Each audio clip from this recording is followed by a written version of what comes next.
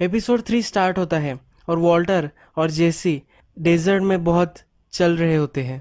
वो चलते चलते रोड उनको मिल जाता है और उन्होंने एक प्लान रेडी किया होता है कि अब हमें लोगों को क्या बताना है, वॉल्टर को अपनी बीवी को कैसे बताना है।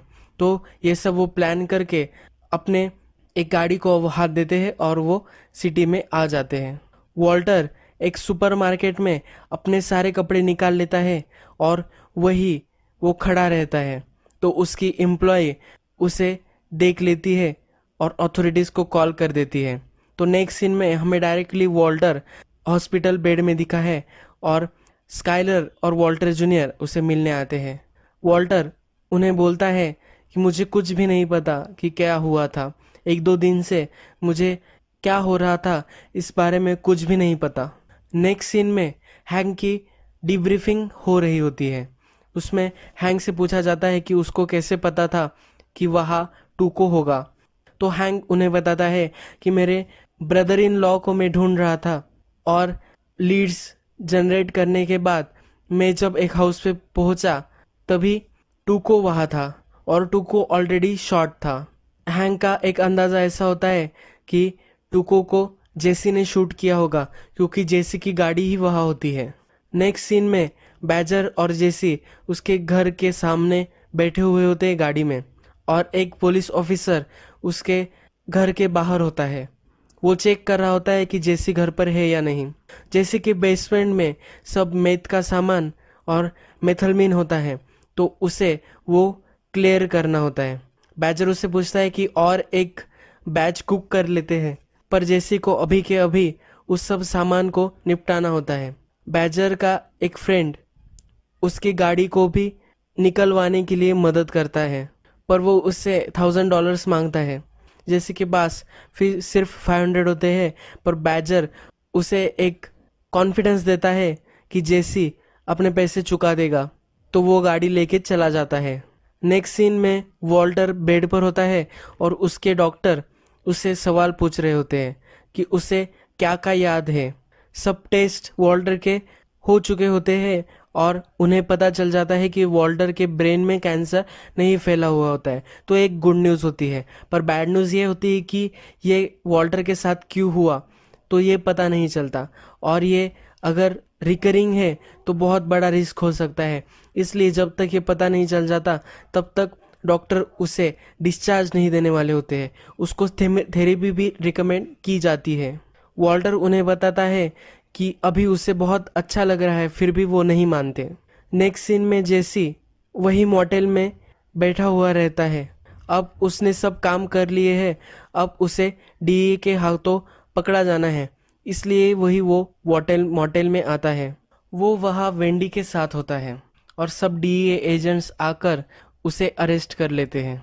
तब उसकी इंटरोगेशन चलती है और फिर वो मुझसे पूछते हैं कि वो कहाँ था पिछले 2 दिन, यानी कि वीकेंड्स पे वो कहाँ था। तो जेसी उन्हें बताता है कि मैं वेंडी के साथ पार्टी कर रहा था, पूरे 2 दिन मैं कहीं नहीं गया। हैंक उससे पूछता है कि तुम्हारी गाड़ी भी वहाँ नहीं थी क्या, तुम्हें उसके बारे में भी नहीं पता। तो जेसी बोलता है कि जब मैं बाहर निकला तब मुझे पता चला कि मेरी गाड़ी मिल गई है। हैंक उसे पूछता है कि तक क्या तुम खाने पीने के लिए भी बाहर नहीं गए, अगर गए तो उस रेस्टोरेंट का नाम बताओ। तो जैसे उसे बोलता है कि हमने वेंडिंग मशीन से ही खाना खाया था। हैंक फिर उससे बोलता है कि तुम्हारी जो कार थी वो टूको के पास हमें मिली है, क्या तुम उसे जानते हो। जेसी के कार में बहुत सारे पैसे भी होते हैं जो जेसी ने कमाए होते हैं, वो पैसे भी सब डीए के पास होते हैं। तो उसके बारे में भी हैंक उसे पूछता है, पर जेसी सब चीज़ों से इनकार कर देता है। तब हैंक उसे बोलता है कि अब मैं वेंडी को भी क्वेश्चन पूछने वाला हूँ और मुझे लगता है कि वो मुझे सब आंसर दे देगी।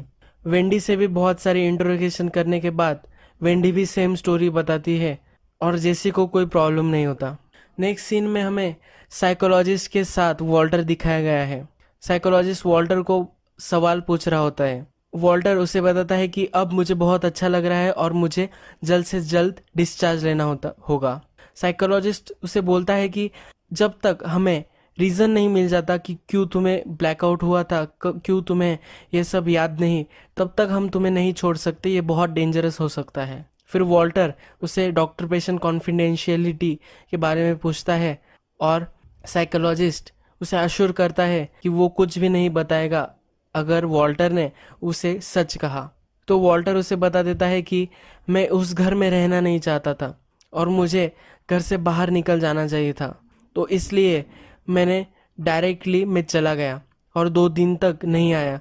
जब मुझे लगा घर वापस आना चाहिए तो इसलिए मैंने ये सब नाटक किया था।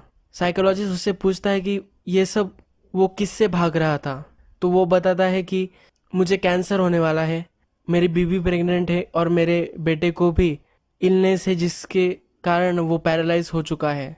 तो क्या ये काफ़ी नहीं है? नेक्स्ट, जब जेसी की इंटरोगेशन में उस ओल्ड मैन को डीए लाते हैं और उस ओल्ड मैन से पूछते हैं कि क्या जेसी उस हाउस में अवेलेबल था, तो वो ओल्ड मैन रिंग नहीं करता, उस घंटी को नहीं बजाता। फिर हैंक और उसके पार्टनर की कन्वर्सेशन होती है और उसमें हमें पता चलता है कि मैक्सिकन गैंगस्टर कभी भी एक दूसरे पर रैट नहीं करते। जेसी को फिर छोड़ दिया जाता है। जेसी बाहर निकल के एक पे फोन से वॉल्टर को कॉल करता है और सब सिचुएशन के बारे में बोलता है। जेसी उसे ये भी कहता है कि मेरे सारे पैसे डीए ने ले लिए हैं। वॉल्टर हॉस्पिटल से निकल के जो कैश होता है उसके पास, वो लेने के लिए या सेफ रखने के लिए उसके घर में आ जाता है और फिर से वो पैसे सेव करने के बाद हॉस्पिटल पहुंच जाता है। वॉल्टर ने टुको को मारा हुआ होता है, इसलिए उसके ऑफिस में सब सेलिब्रेशन करते हैं और उसको एक केक भी काटने को बोलते हैं। वॉल्टर को फिर डिस्चार्ज मिल जाता है और जब वो घर आता है तब स्काइलर ज़रा उसे इग्नोर करती हुई दिखती है। स्काइलर फिर वॉल्टर से दूसरे फ़ोन के बारे में पूछती है पर वॉल्टर फिर से इनकार कर देता है। स्काइलर फिर उसे कंटिन्यू करती है इग्नोर करना। तो इस तरह से एपिसोड 3 ख़त्म हो जाता है।